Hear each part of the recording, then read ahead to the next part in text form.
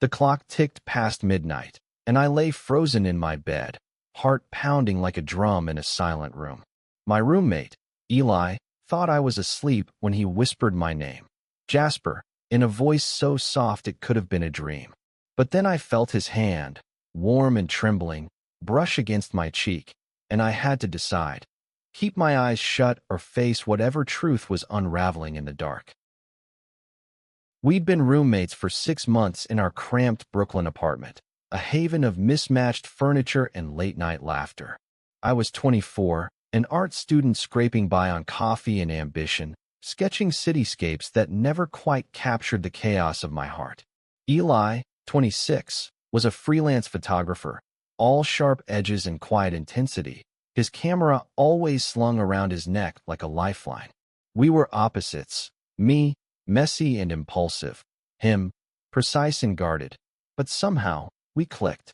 Shared takeout, bad movie marathons, and debates about whether Brooklyn or Manhattan had better bagels. I thought I knew him, until tonight. It started innocently enough.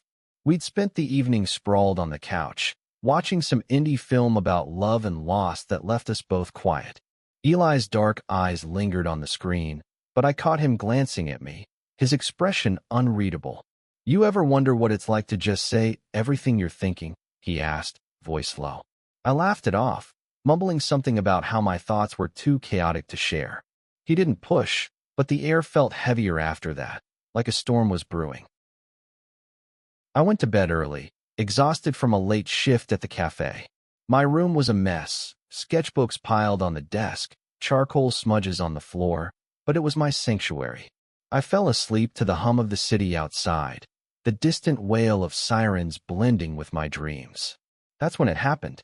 I woke to the sound of my name, spoken like a prayer. Jasper. My eyes stayed closed, instinct keeping me still, but my pulse raced. Eli was in my room. I could sense him, close enough that his breath warmed the air near my face. His hand touched my cheek, light as a feather, and I stopped breathing. Was this a mistake? A dream? His fingers lingered, tracing the curve of my jaw, and I felt the weight of his hesitation. He didn't speak again, but the silence screamed with questions. Why was he here? What did he want? And why, in that moment, did my heart ache with something I couldn't name? I'd always known Eli was gay. He'd told me early on, casual but firm, like he was testing me. I'd shrugged, said it didn't matter, because it didn't. I'd grown up in a small Ohio town where different was a dirty word, but I'd left that behind. I thought I was open-minded, progressive, all that. But lying there, with his hand on my skin, I realized I'd never truly understood what it meant to be seen, not just as a friend, but as something more. The city buzzed outside, oblivious to the war in my head. If I opened my eyes, what would I see in his? Fear? Hope? Rejection? I'd spent my life avoiding hard truths, burying them under sketches and sarcasm. But this, Eli's touch, his whispered voice, was a truth I couldn't ignore. I had to decide, stay asleep, and let this moment slip away, or face it and risk everything. His hand pulled back, and I heard the creak of the floor as he stood. My chance was slipping. I could pretend this never happened, go back to our easy routine of coffee runs and late-night talks. But something in me, a spark I'd ignored for too long, wanted more. I wanted to know why he'd come to my room, why he'd touched me like I was something fragile, something precious. I opened my eyes. Eli froze, silhouetted against the faint glow from the window. His expression was raw, unguarded, fear and longing tangled together. "Jasper," he whispered again, and this time it wasn't a question. It was a plea. "Eli," I said, my voice hoarse. "What are you doing?" He didn't answer right away. Instead, he sank to the floor beside my bed, hands clasped like he was bracing for impact. "I didn't mean to wake you," he said, but his eyes betrayed him. He'd wanted me to know. Maybe not like this, but he'd wanted it. I sat up, the blanket falling away, and the room felt too small for the weight of this moment. "You didn't." I lied, because admitting I'd been awake felt too vulnerable. "But you're here. So talk. He laughed, a shaky sound, and ran a hand through his dark hair. I don't know how to say it, he admitted. I've been trying for weeks. Months, maybe. You're not like anyone I've ever met, Jasper. And I'm terrified of screwing this up. His words hit me like a tidal wave. I'd spent so long convincing myself I was straight that my feelings for Eli were just friendship, admiration, whatever. But the truth was Messier. I'd noticed the way his smile made my chest tight, the way his laugh could pull me out of my darkest moods. I'd ignored it, because ignoring it was easier than facing what it might mean. Eli, I said, and my voice cracked. I don't know what I'm doing either. He looked up, and for the first time, I saw hope in his eyes. Not certainty, not confidence, just hope. And that was enough to make me want to be brave. The silence stretched between us, fragile as glass. Eli was still on the floor, his knees pulled up, like he was trying to make himself smaller. I wanted to reach out, to bridge the gap, but my hands stayed frozen on the blanket, gripping it like a lifeline. Say something, Eli whispered, his voice barely audible over the hum of the city outside. Please. I didn't know what to say. My mind was a storm of half-formed thoughts, fear, curiosity, and something warmer, something that scared me more than the rest. Why now? I finally asked. Why tonight? He exhaled, a shaky sound, and leaned his head back against the wall. Because I couldn't keep pretending, he said. Every time we're together, I feel it. This thing I can't explain. And tonight, watching that stupid movie, I realized I'd regret it forever if I didn't try. His honesty cut through me. I'd spent my life dodging feelings like this, sketching over them with bold lines and bright colors to hide the mess underneath. But Eli was different. He saw me, the real me, not the version I showed the world. And now he was asking me to see him too. I'm not like you, I said, the words stumbling out. I mean, I've never not with a guy. It felt like a confession, but it wasn't the whole truth. The truth was I'd been noticing Eli for months. The way his hands moved when he adjusted his camera, the way his voice softened when he talked about his dreams. I told myself it was nothing, but it was everything. I know, Eli said, and there was no judgment in his voice, just understanding. I didn't expect you to feel the same. I had to be honest. Even if it ruins everything. Ruin? I echoed, my chest tightening. You think this ruins us? He looked away, his jaw tight. Doesn't it? I crossed a line, Jasper. I came into your room. He stopped, his hands clenching.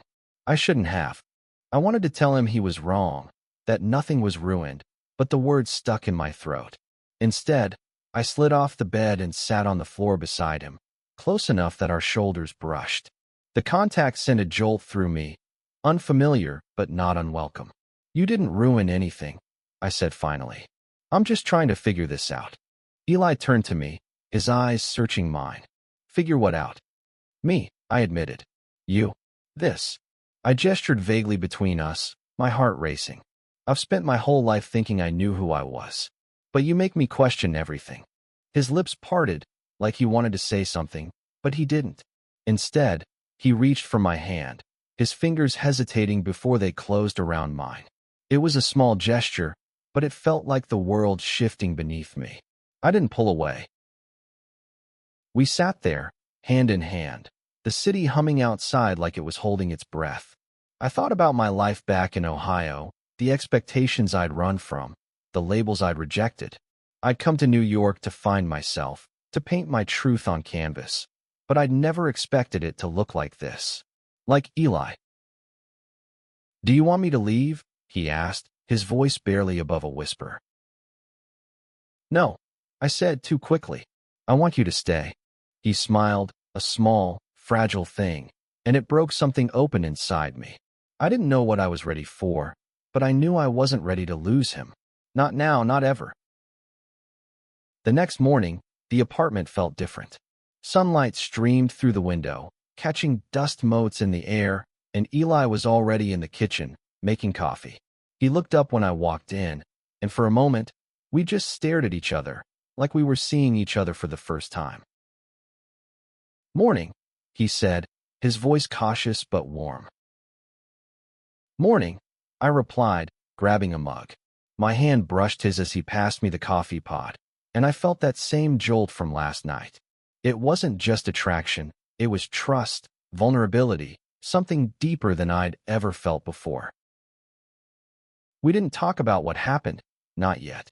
But as we sat at the table, sipping coffee and arguing about whether his photos or my sketches were better art, I knew something had changed. The air between us was charged, not with tension, but with possibility. Over the next few weeks, we danced around it.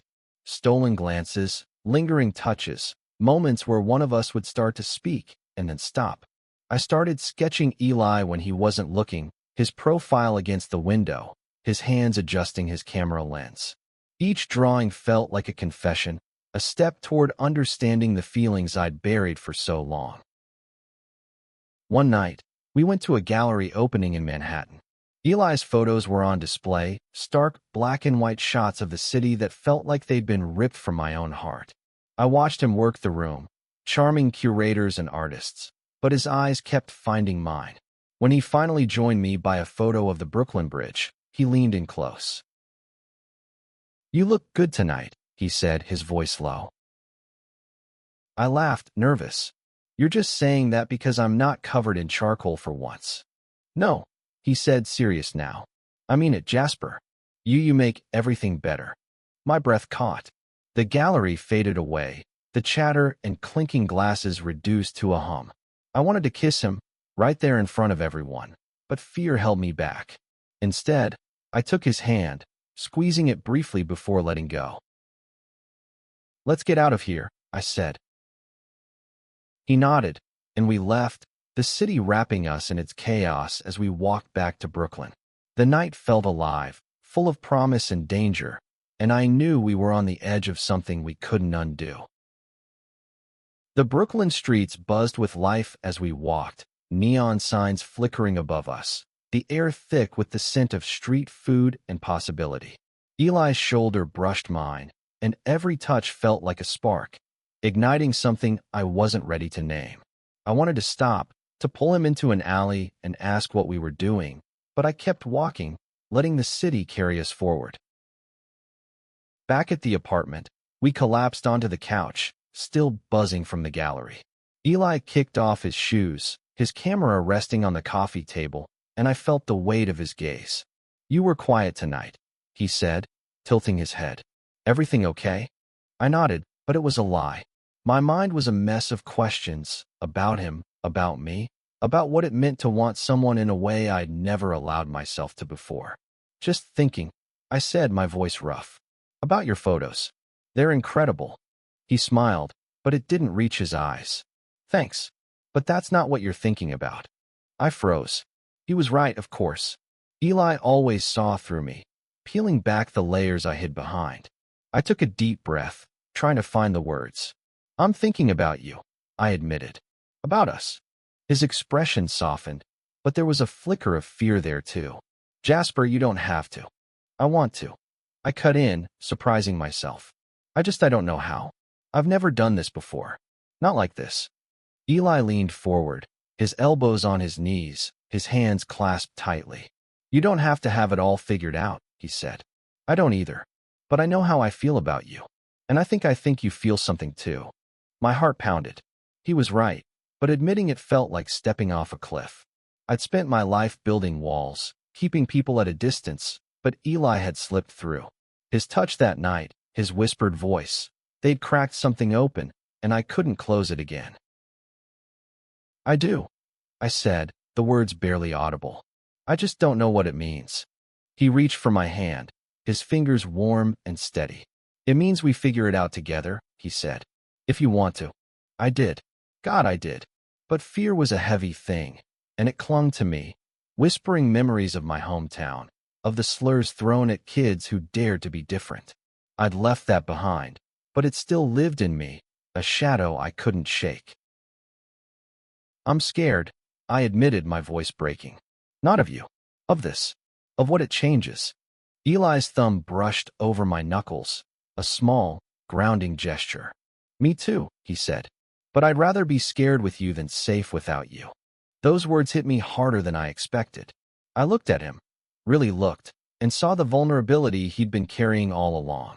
The same vulnerability I'd been hiding. And in that moment, I made a choice. I leaned in and kissed him. It was tentative at first, a brush of lips, testing the waters. But then Eli kissed me back, his hand cupping my face, and the world fell away.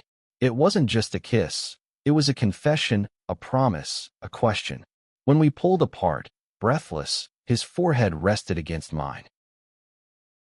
Jasper, he whispered, and my name had never sounded so right.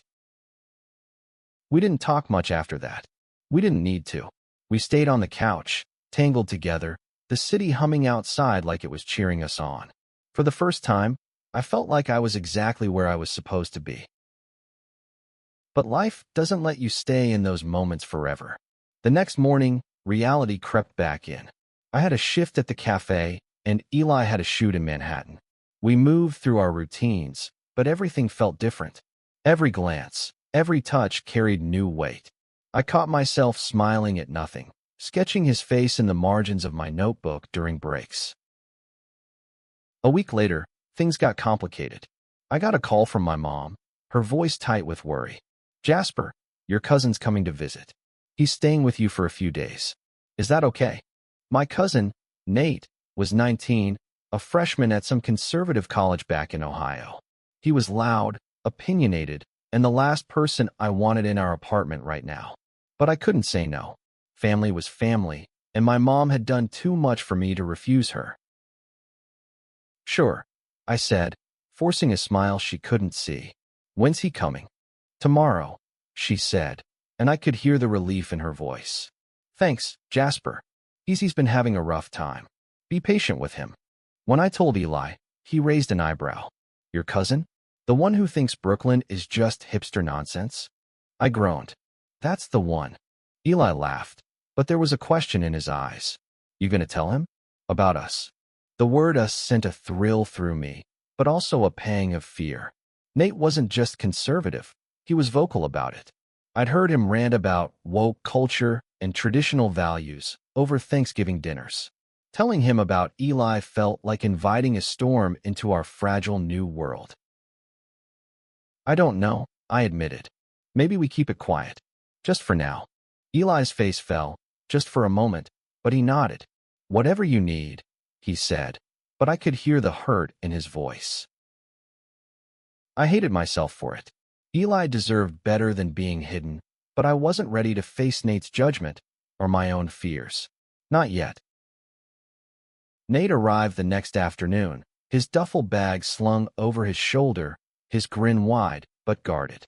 He looked out of place in our Brooklyn apartment, his Ohio State hoodie clashing with the eclectic mess of our living room.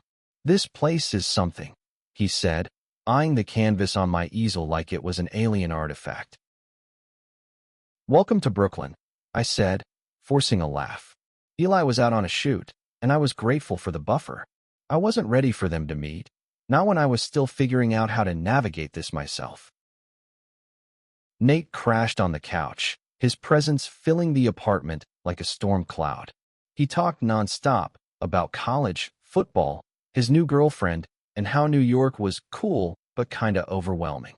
I nodded along, but my mind was on Eli, on the kiss we'd shared, on the promise of something more. I wanted to tell Nate, to be honest, but every time I opened my mouth, fear clamped it shut. That night, Eli came home late, his camera bag slung over his shoulder. He froze when he saw Nate sprawled on the couch, scrolling through his phone. "Oh, hey," Eli said, his voice cautious. "You must be Nate." Nate looked up, sizing Eli up. "Yeah, man. You're the roommate, right? Jasper's told me about you." I cringed. I hadn't told Nate much, just that Eli was a photographer and a good guy. But the way Nate said it, like he was testing the waters, made my stomach twist. "Yep," Eli said, his smile tight. "Nice to meet you." They shook hands, and I could feel the tension in the air, like a wire pulled taut. Eli excused himself to his room, and I followed, closing the door behind us. "He seems intense," Eli said, setting his camera down.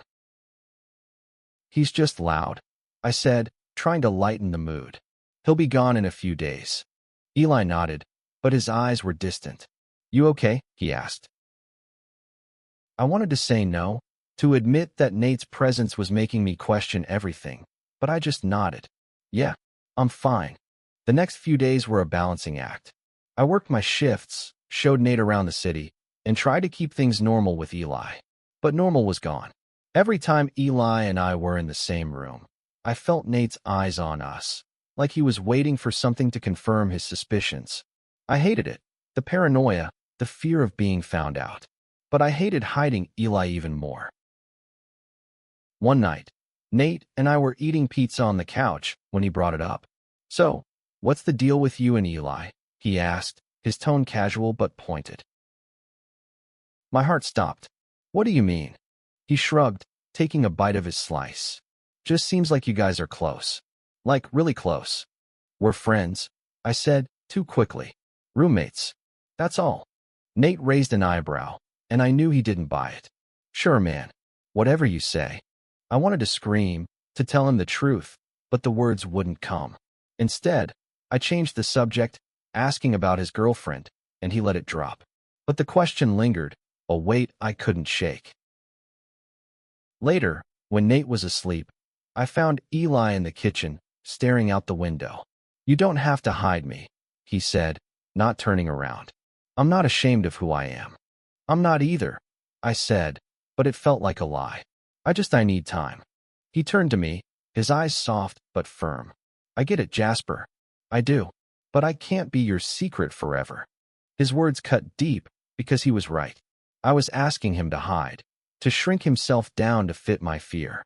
And that wasn't fair, not to him, not to us. I'll tell him, I said, my voice shaking. Before he leaves. I promise. Eli studied me for a long moment, then nodded. Okay, he said. I trust you. The next day, I took Nate to the High Line, hoping the open air would make the conversation easier. The city stretched out below us, a reminder of how far I'd come from Ohio. I took a deep breath, my hands shaking in my pockets. Nate, I said, stopping by a bench. There's something I need to tell you. He turned to me, his expression curious but guarded. Yeah. I swallowed hard, the words fighting to stay inside. Eli and I were more than roommates. We're together. The silence that followed was deafening. Nate's face didn't change, but his eyes narrowed slightly, like he was processing. Together, he repeated. Like dating. Yeah, I said, my voice barely audible. I think so. He looked away, out at the city, and for a moment, I thought he'd walk away. But then he sighed, running a hand through his hair. Okay, he said. I mean, it's weird, you know? I didn't see that coming. But you're my cousin, Jasper. I'm not going to hate you for it. It wasn't acceptance, not fully, but it was enough for now. I felt a weight lift, like I could breathe again. Thanks, I said, and I meant it.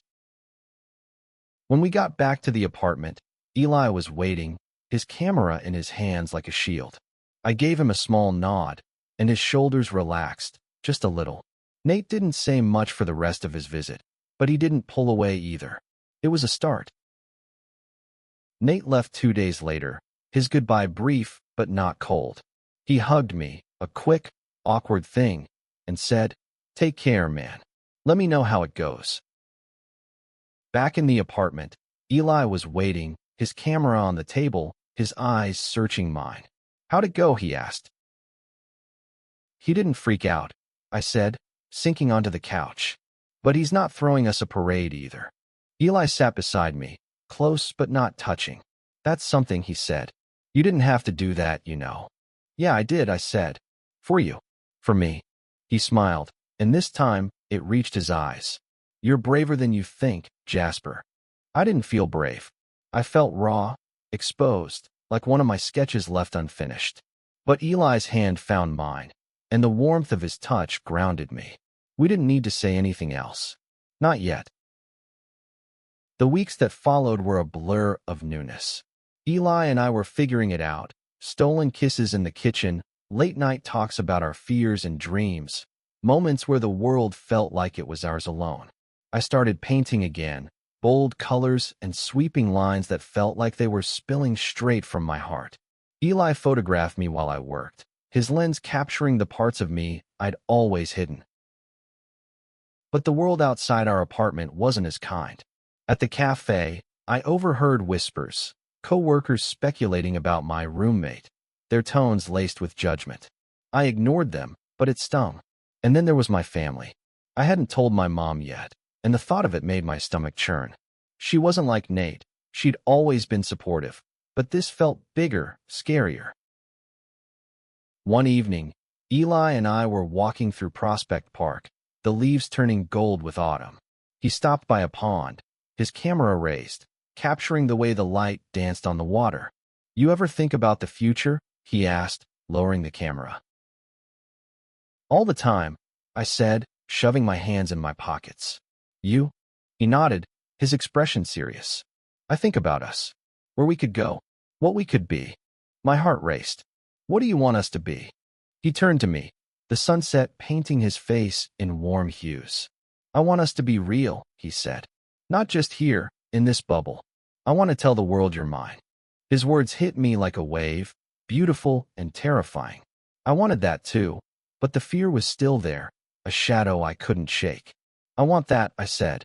"But what if the world doesn't want us?" Eli stepped closer, his hand finding mine.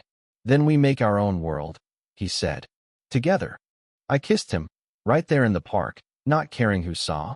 It was a small act of defiance, but it felt like a victory. For the first time, I believed we could do this, build something real, something lasting. But reality has a way of testing you. A week later, I got an email from my mom. She was coming to visit. "I want to see your life in New York," she wrote. "Meet this roommate you talk about all the time." Panic set in. Nate was one thing. He was young, malleable. But my mom? She was my rock, the one person whose opinion mattered most. What if she didn't understand? What if she looked at me and saw a stranger? I showed Eli the email, my hand shaking. He read it, then set it down, his expression calm but serious. "This is big," he said. "You ready for it?" "No," I admitted. "But I don't want to hide anymore." He pulled me into a hug, his arms strong and steady. "You don't have to do it alone," he said. "I'm here." The night before my mom arrived, I couldn't sleep.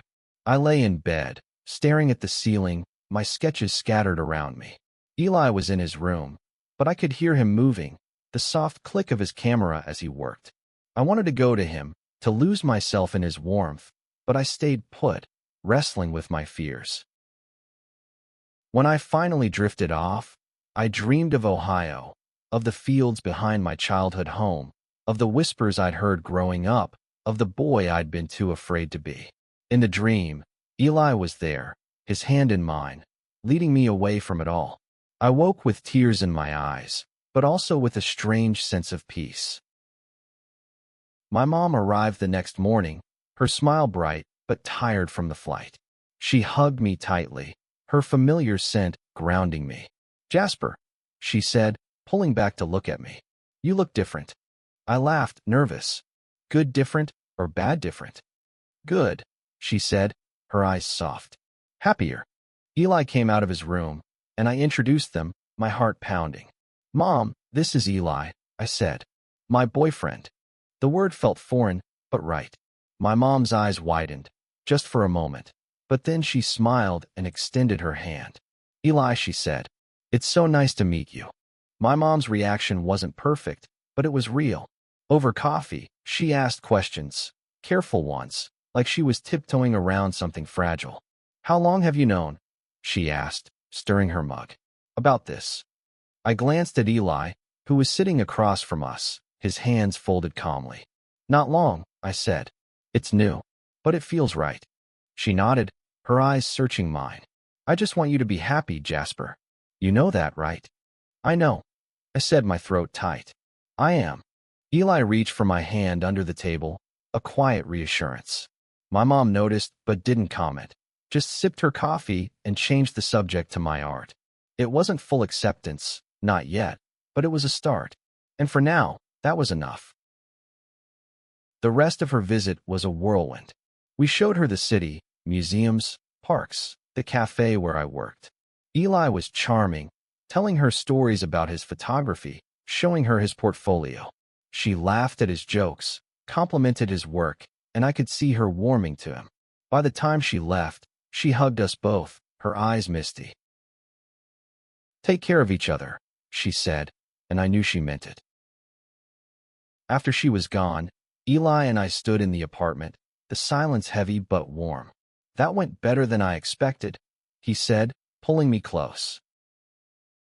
"Yeah," I said, resting my head against his shoulder. "It did."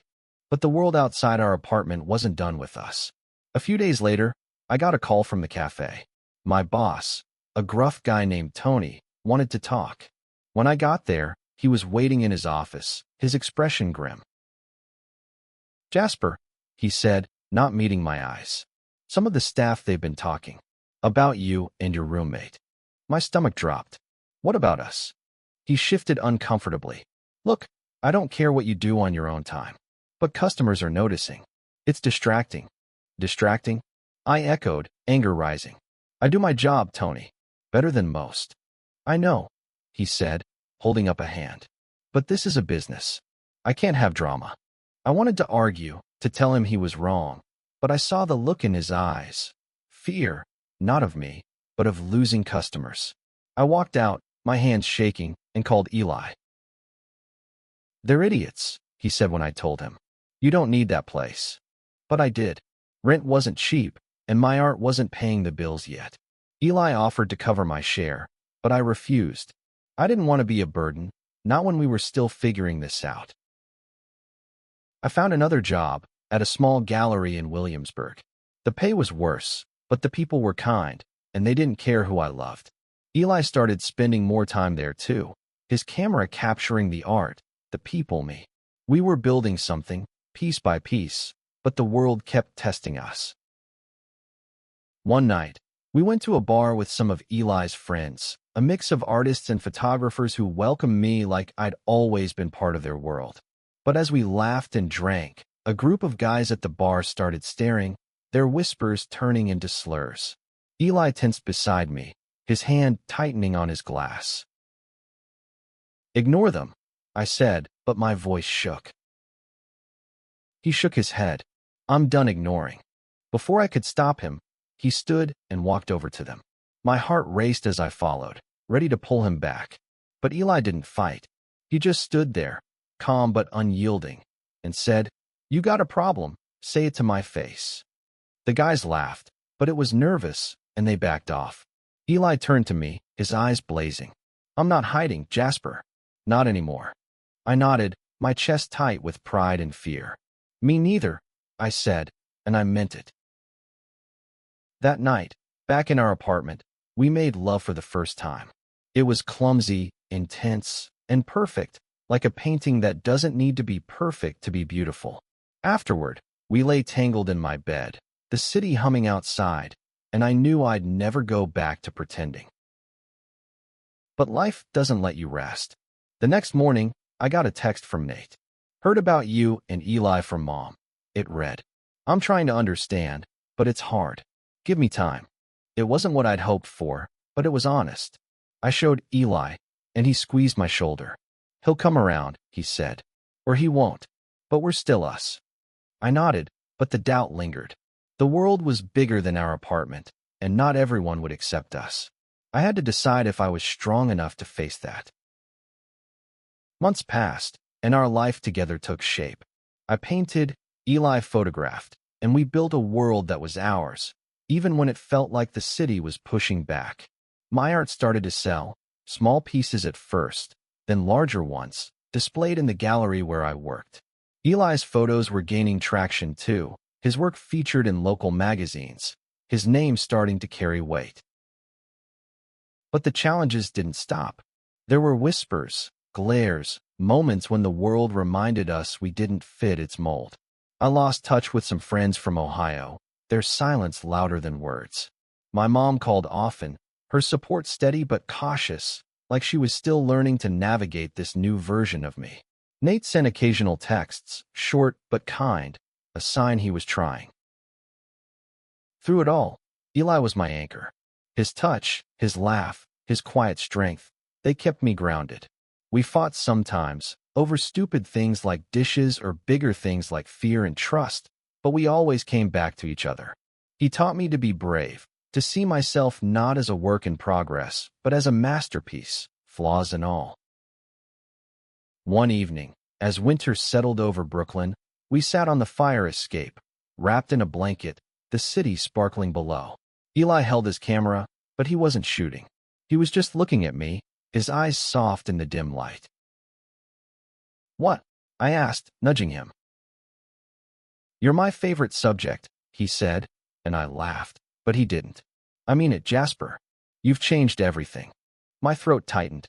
"You changed me first," I said. "That night when you came into my room. I was scared, but you made me want to be brave." He smiled, leaning his head against mine. "We're brave together," he said. And we were. The world wasn't perfect, it never would be. But we'd carved out a space for ourselves, a place where love didn't have to hide. I thought about that night, about the choice I'd made to open my eyes, to see Eli for who he was. It wasn't just about love, it was about truth, about choosing to live without fear.